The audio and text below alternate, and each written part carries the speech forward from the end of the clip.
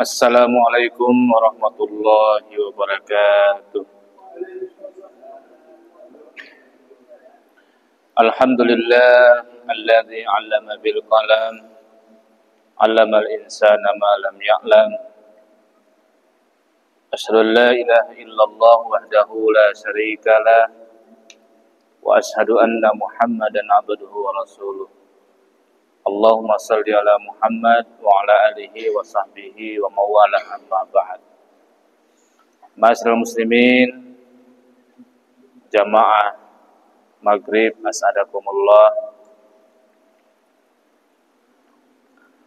Alhamdulillah kita dapat bersua, bermuajahah kembali di Masjid Jami'ur Rahman guna kita melaksanakan sholat maghrib dan dilanjutkan dengan pengajian kitab Fathul Mu'in. Dan ini kita patut syukuri, serta tak lupa kita salawat dan salam kepada baginda Nabi besar Muhammad SAW. Mudah-mudahan pada saat nanti kita mendapatkan syafaatnya, karena selawat yang senantiasa kita kirimkan kepada beliau. Amin. Jamaah yang dirahmati Allah Subhanahu wa taala, pada kesempatan ini kita lanjutkan pembahasan kemarin, yaitu rukun sholat yang kedua, takbiratul ihram. Jadi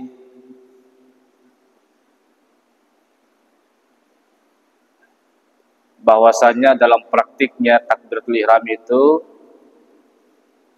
bihaisu yuhadzi atrafu asabi'ihi a'la uzunaihi wa ibhamahu sahmata uzunai wa rahatahu mankibaihi lil ittiba wa hadhil kaifiyatu tusannu. Jadi bagaimana cara mengangkat takbiratul ihram itu? Jadi pertama adalah ujung jari ini sejajar dengan ujung telinga. Ujung telinga sini berarti sejajar, ya. Kemudian ibu jari sejajar dengan putik telinga di bawah sini. Jadi begini dia posisinya.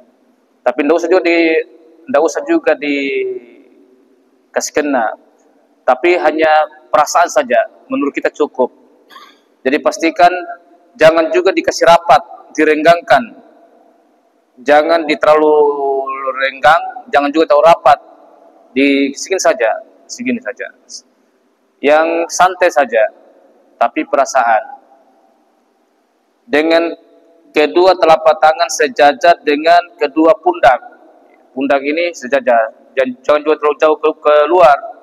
Ya. Karena ittiba kepada Rasulullah sallallahu alaihi wasallam, cara seperti inilah yang disunahkan. Jadi mengangkat takbir itu begini. Begini, jangan keserapat. Jangan juga terlalu lebar gitu. Ini lurus sini sedikit, tapi gini. Ya. Allahu Akbar. Ya. Jadi jangan terlalu rapat, jangan terlalu renggang. Ini ingin saja. Allahu Akbar. Ya. Jadi ini di sini. Ini. Ya.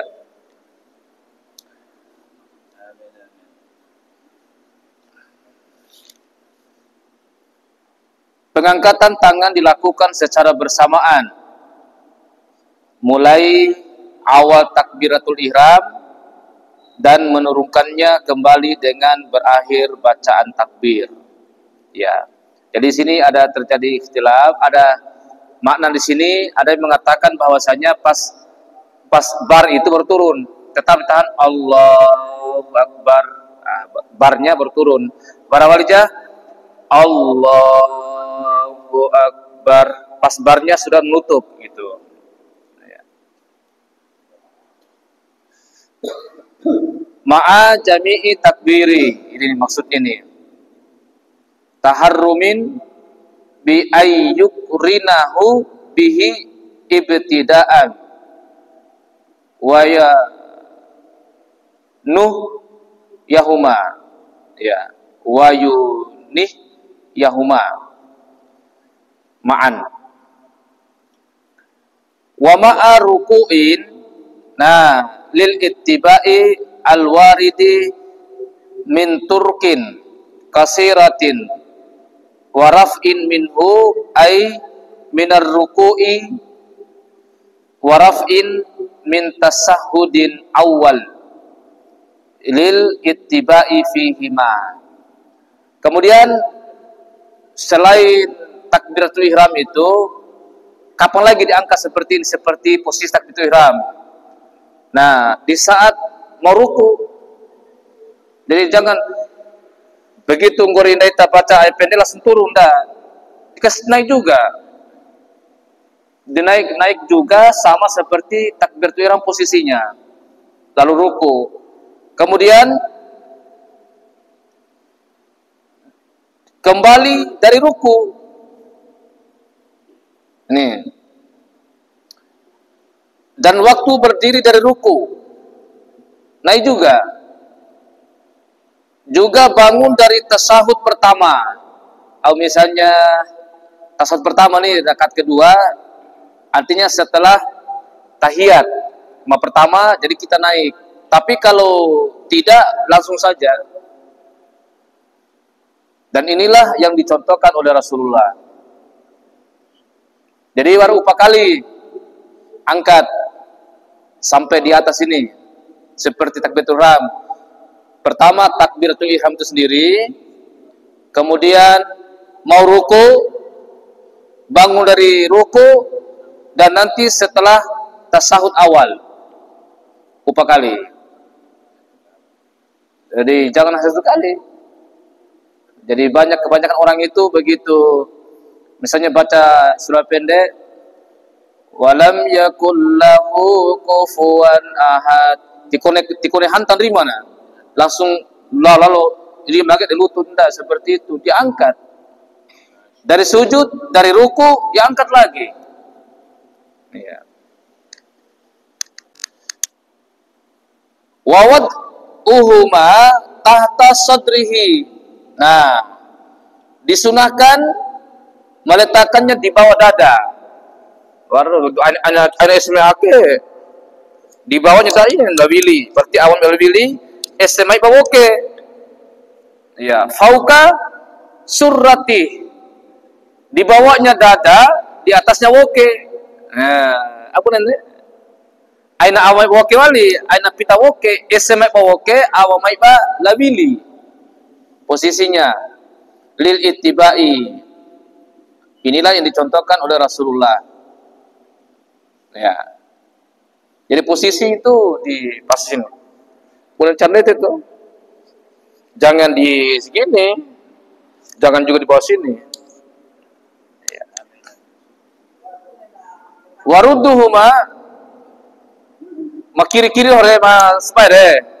Ya, dari ketentuan yang penting, siaga lain SMA woke, lain SMA balawili, lain amai bawoke, antaranya saja. Miris itu iya tahu Pak nih, ilo jabar ketentuan bahwa penjunjur posisinya. Ya.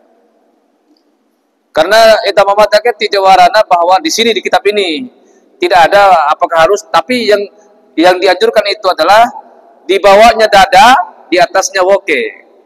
Itu aja posisinya. Warudduhuma minar raf'i ila tahti sadri aula min irsalihima.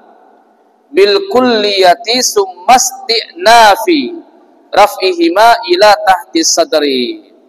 Tapi ada di sini dalam kitab ini dikatakan kembali nanti dari ruku, ya, kembali dengan meletakkan dua tangan di bawah dada dan di atas pusar, atau bersedekap setelah mengangkat tangan bangun dari ruku. Jadi bangun dari ruku itu dilipat kembali, semporo. Dan ini dikatakan lebih utama. Bagaimana kalau tidak? Ada apa-apa juga. Ya. Ini dikatakan sini adalah lebih utama. Kita melipat kembali.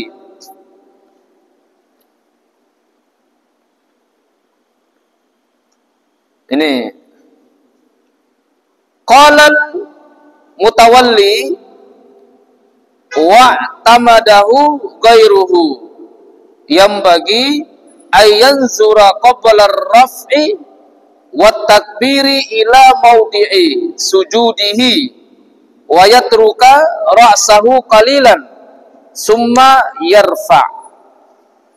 Jadi qala al-mutawalli, Imam Al-Mutawalli berpendapat bahwa wa'tamadahu gairuhu yang kemudian itu dipegangi oleh ulama-ulama yang lain, yang bagi ayanzura qabla raf'i, sebelum takbiratul ihram itu, ya, sebelum takbiratul ihram serta mengangkat tangannya sebaiknya melihat tempat sujud. Langsung sebelumnya itu langsung kita fokuskan ke tempat sujud kita, pandangan kita. Menundukkan kepala, lalu mengangkatnya kembali, dan bagi orang yang sholat disunahkan menundukkan kepala sebab hal ini lebih mendekatkan sikap khusyuk. Ana teori ini Allah teori tempat sujud. Jadi di saat takbir itu, bahkan sebelum takbir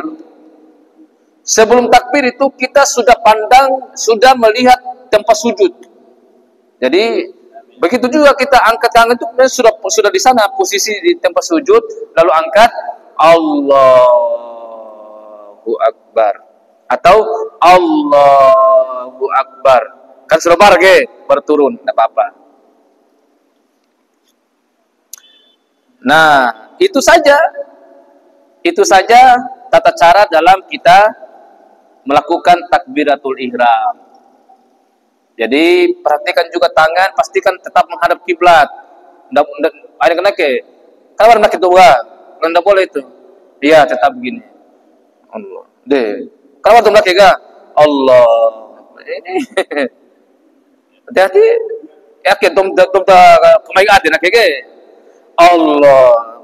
Orang nak ke? Enggak boleh. Enggak ada begini, menghadap kiblat ini. Baik. Kemudian rukun yang ketiga dalam salat itu adalah berdiri. Jadi wajib berdiri bagi orang yang mampu. Makanya sini salisuha, adapun rukun yang ketiga adalah qiyamu qadirin, berdiri bagi orang yang mampu.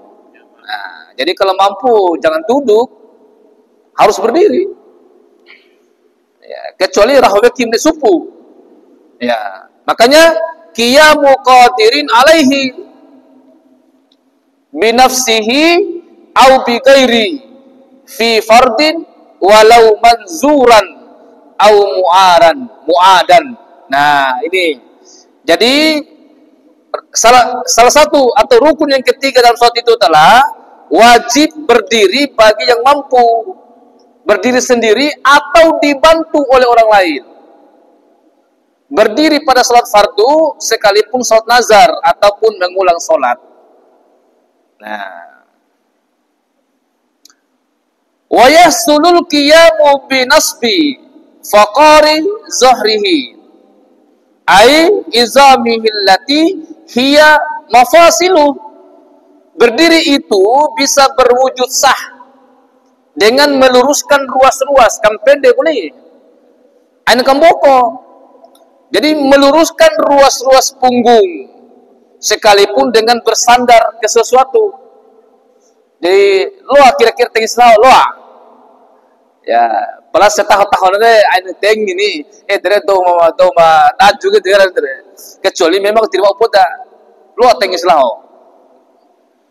Ya, sekalipun bersandar dengan bersandar ke sesuatu, jika tidak ada ia akan jatuh. Berarti si sandar nasi yang bohong itu. Makanya boleh sandar. Walau biisna ini tadi, walau bistinadin ila syai'in, ya bihaisu lau zala laqasat la saqat. Ya, jadi boleh bersandar kepada sesuatu agar dia tidak jatuh. Ya. Wa yukrahu, dimakruhkan al-istinadu labi'in hina'in in kana akraba ila aqalli ruku'i in lam jajuz an tamamil intisabi. Tidak sah berdiri dengan cara membungkuk oko jika cara tersebut mendekati paling sedikit membungkukkan ruku, hampir sama dengan ruku. Orang bodoh ke orang tapi apabila dia memang mampu berdiri tegak, kecuali memang wati waul ni kalau orang tu boleh kita nomor tua pun taruhlah amat takwa gitu. Ya, kalau memang nggak bisa berdiri tegak, ya mau dia apa, mau dipaksakan. Kalau masih kuat, masih bisa berdiri tegak, membokok sudah sengaja bokok, tidak sah itu. Apalagi sudah menghampiri posisi ruku, tidak sah. Wali ajizin sakka alaihi qiyamun. Bagi orang yang sulit berdiri, ya, solatnya dilakukan dengan cara duduk. Ya. Bi'an lahiqahu bihi masakkatun sadidatun bihaitsu la yahtamilu adatan. Ya. Yaitu sekiranya yaitu amat payah atau luar biasa untuk berdiri, masakkat. Ya, masakkat. Ya, masakkah tersebut oleh Imam Al-Haramain dibatasi dengan keadaan yang dapat menghilangkan kehusukan solatnya jika berdiri. Atau misalnya paksa sedikit ke rebet durong-durong ke, ya itu tahdoh. Ya. Daripada paksana berdiri mati dua urtaha, ya duduk saja. Karakibi safinatin hafa dawarani ra'sin inqama wasalisin la yastamsiku hadasahu illa bil uqud.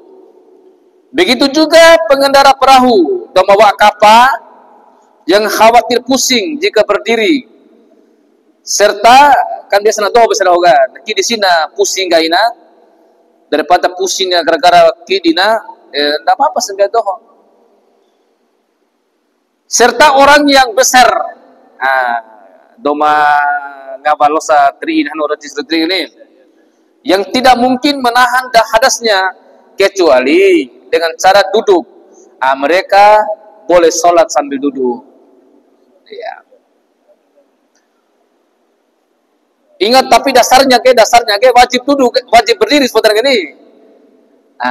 Kecuali itu tadi semua itu, ini yang kecualinya. Wayan hanil qaidu lirruku'i bihaitsu tuhazi jabhatuhu ma quddama rukbata, ya, rukbataihi. Bagi orang yang melakukan sholat dengan duduk, waktu rukunya supaya membungkuk sedikit. Ya nih, waktu ruku, ya, bungkuk sedikit sehingga kening sejajar dengan ujung lututnya. Nah, kalau ruku Ya, kening ini kira-kira ruku anu dah. Ujulutun mutonake. Qala saykhuna yazuzu limaridin amkanahu alqiyamu bila masakkatin lawin farada la in shalla fi jama'atin illa ma'a julusin fi ba'diha as-shalah ma'ahum ma'al julusi fi ba'diha wa in kana al-afdalu infirada. Jadi guru kami Ibnu Hajar berkata, orang sakit yang mampu berdiri jika sholat sendirian, tetapi tidak mampu berdiri jika sholat berjamaah, ya, kecuali sebagian dari sholatnya harus duduk, maka baginya boleh sholat berjamaah dan duduk dalam sebagian sholatnya, sekalipun yang lebih utama adalah sholat sendirian. Jadi maksudnya ini, kalau sambil si kesena siaga nawau kidi kanalok atur ga pala sampai jamaah ke si apalagi ndene deka baca imam ge maka siaga lo kidi salaho lo doh salaho na iu si makire kidi de doh bali dede pala ngah nege satawa-tawa tak sambil kesem. Bukan berarti tidak meninggalkan kita kan ada uzur ini. Makanya di kali ini sekalipun yang lebih utama adalah sholat sendirian. Tapi kalau kita mau sholat berjamaah silakan. Tapi kalau mau sholat berjamaah boleh lakukan seperti itu. Kini selaho, doh selaho. Ya apalagi mau siran dan baca imam mereka doh balik daripada bohong atau beduronggo dan sebagainya. Wa kaza liza qara al-fatihata faqat lam yaq'ud aw was-surata fa'ada fiha jazalahu qira'atuha ma'al uqudi wa in kana al-afdalu tarkaha intaha. Ya. Demikian pula bagi orang yang kalau membaca Al-Fatihah saja bisa dilakukan tanpa duduk. Tapi jika disambung dengan surah Al-Fatihah, surah yang lain, surah itu terpaksa harus sholat dengan duduk, maka ia boleh membaca surah dengan duduk. Kalau Al-Fatihah wa ukidi, giliran piasi baca surah pendek doho, ya boleh seperti itu. Apa maksudnya ini? Ya, sekalipun yang lebih utama adalah tidak membaca surah.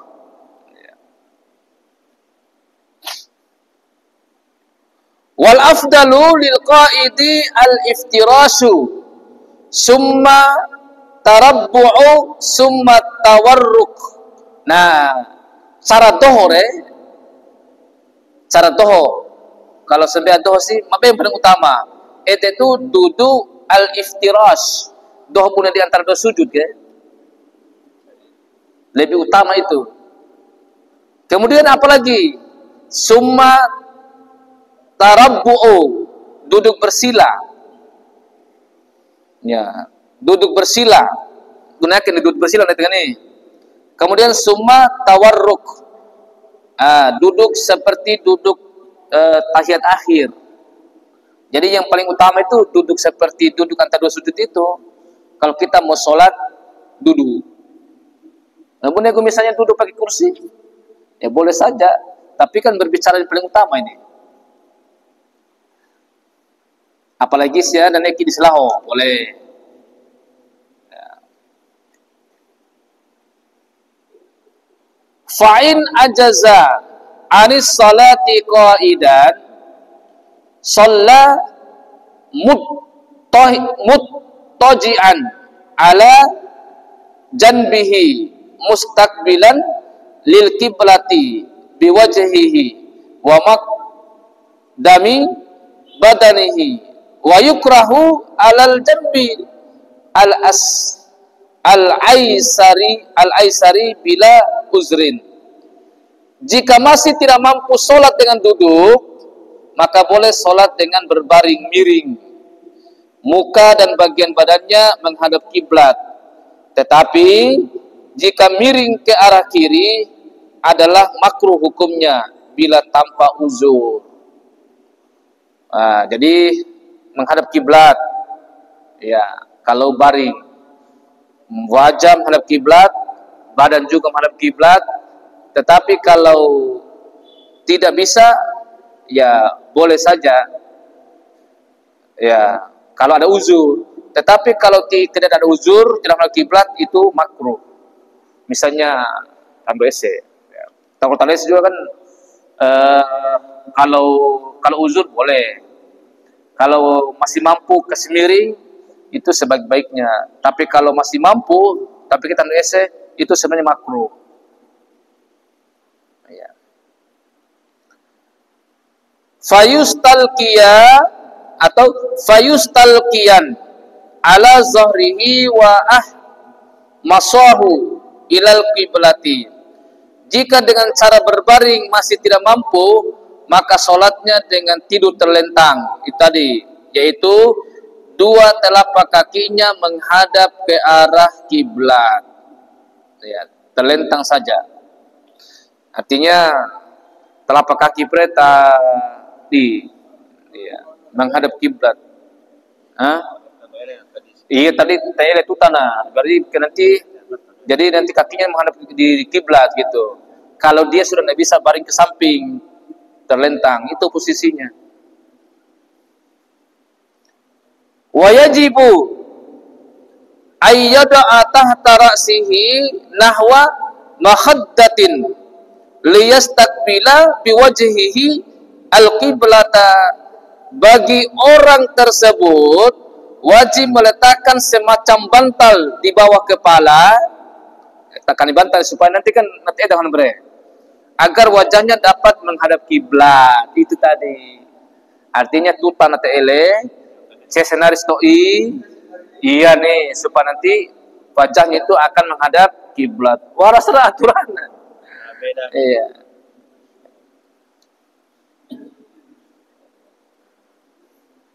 Ketika ruku, ia wajib memberi isyarat kode ke arah kiblat. Ya.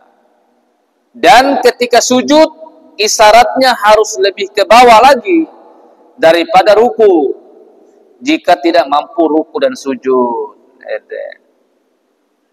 Artinya isyarat nih bahwa syariat ruku sujud lebih awal isyaratnya. Jika tidak bisa memberi isyarat dengan kepala, hendaknya dengan pelupuk mata.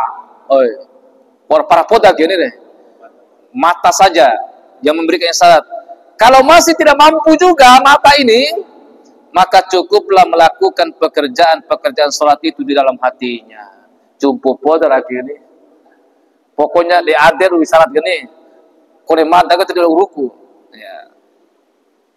Bagi orang yang sakit, sholat tidak bisa lepas darinya selama masih mempunyai akal. Jadi ake gunde di kawaram deta, terutama coco meringa ke, selama masih punya akal, masih bisa berpikir, harus sholat. Harus sholat. Ya. Bahkan ini dikatakan tadi wati siwa muki di doho pa, wati siwa doho ndore pa. Bahkan wati kono wau hanta tuta kani pe simadamu isyaratna. Wati siwa kono keruku simadamu tetap kani ademu. Tidak ada alasan sedikit pun untuk tidak sholat selama kita ini masih hidup dan masih mempunyai akal. Dia akan berputeng korambe tisambe Allahu Akbar. Awun enggak di rumah berenak ke sini. Astagfirullahaladzim. Wa innama akharul qiyama ala sabikai ma'a taqaddumihi alaihima li'annahuma ruknani hatta fin nafli wa huwa ruknun fil faridati faqat. Para fuqaha mengakhirkan dalam penuturan rukun salat berdiri daripada niat dan takbiratul ihram. Padahal berdiri itu justru lebih dahulu dilakukan orang yang sholat. Sebab niat dan takbiratul ihram merupakan rukun dalam setiap sholat. Sekalipun sholat sunnah, sedang berdiri menjadi rukun dalam sholat fardu saja. Ya. Seperti halnya orang yang melakukan sholat sunnah, ia boleh melakukan sholat dengan cara duduk ataupun berbaring, padahal ia mampu berdiri atau duduk. Bagi orang yang melakukan dengan berbaring, ia wajib duduk waktu ruku dan sujudnya. Nah, ini jelas ini. Nah, lalu bagaimana mengenai orang yang sholat sunat? Jadi mengenai orang yang sholat sunnah dengan terlentang, padahal ia mampu sholat dengan berbaring, maka sholatnya tidak sah. Pas sampai sunnah berni pada siaga nawau berbaring tapi justru terlentang. Berbaring maksudnya itu menghadap ke baring weki ya. Tapi dia itu maka salatnya tidak sah. Dalam kitab Al-Majmu' disebutkan memperpanjang berdiri adalah lebih utama daripada memperbanyak rakaat. Ya, ini kaidah-kaidah dalam ini kan masih dalam berdiri nih.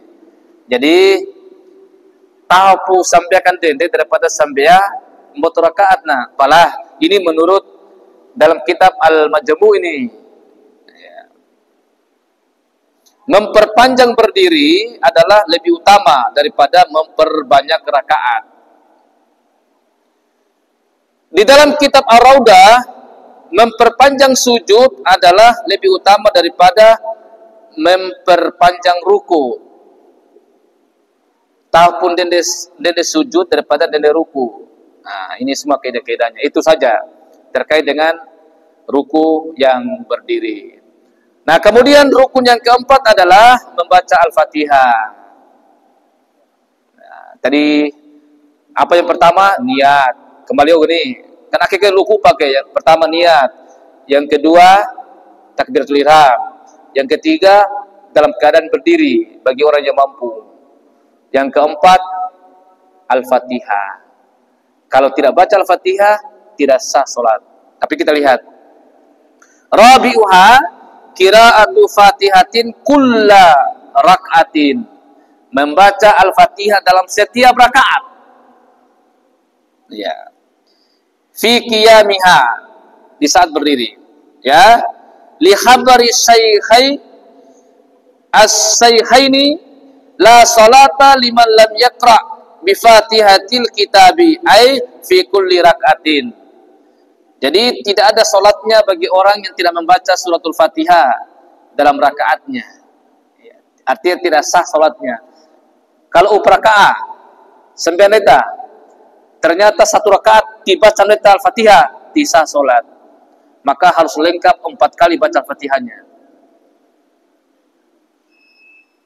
Nah, kecuali illa rak'ata masbukin. Nah, kecuali rakaat yang masbuk atau terlambat kah? Ya.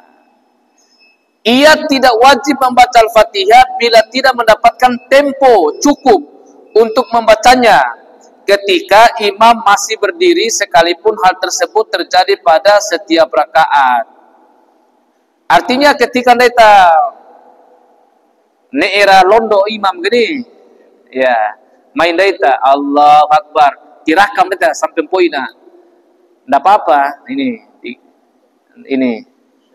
Jadi bukan berarti ndak harus dipaksakan ndak. Kalau imam sudah turun, kita pun harus ikut turun. Ini paksakan sampai nguri Al-Fatihah, apalagi sampai terlewat.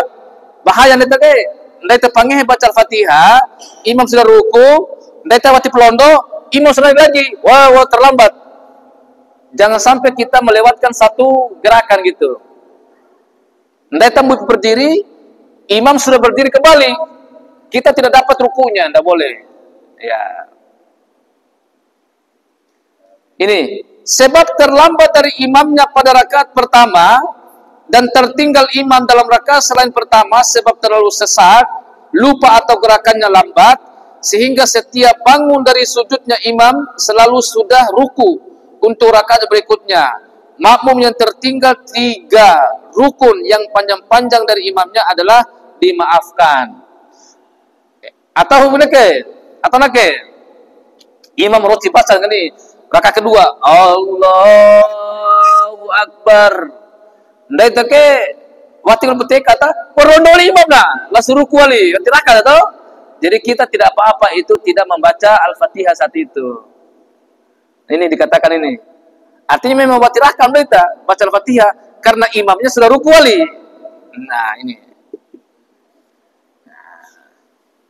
Nah, jamaah sekalian Allah Subhanahu wa taala, ini pembahasannya untuk Al-Fatihah ini panjang sekali. Dan insya Allah kita akan bahas besok supaya lebih fokus.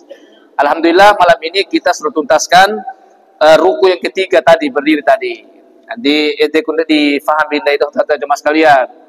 Ya, kalau memang kita tidak sanggup untuk sholat berdiri, boleh sholat duduk. Tapi ingat, duduk yang paling utama adalah duduk seperti di antara sujud ede. Ya. Yang kedua adalah duduk secara bersila, yang ketiga adalah duduk seperti duduk tahiyat akhir.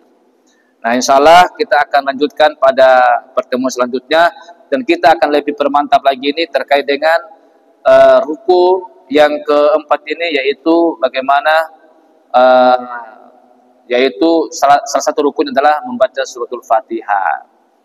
Nah, tadi kita sudah dapat ada juga yang dimaafkan, tapi sejatinya ingat Al-Fatihah itu harus bagian rukunnya, tetapi ada yang dimaafkan. Sama juga tadi itu, berdiri itu harus sebenarnya rukunnya, tetapi ada hal-hal yang dimaafkan untuk kita tidak berdiri. Mari kita menutup pertemuan ini dengan membaca doa kafaratul majelis.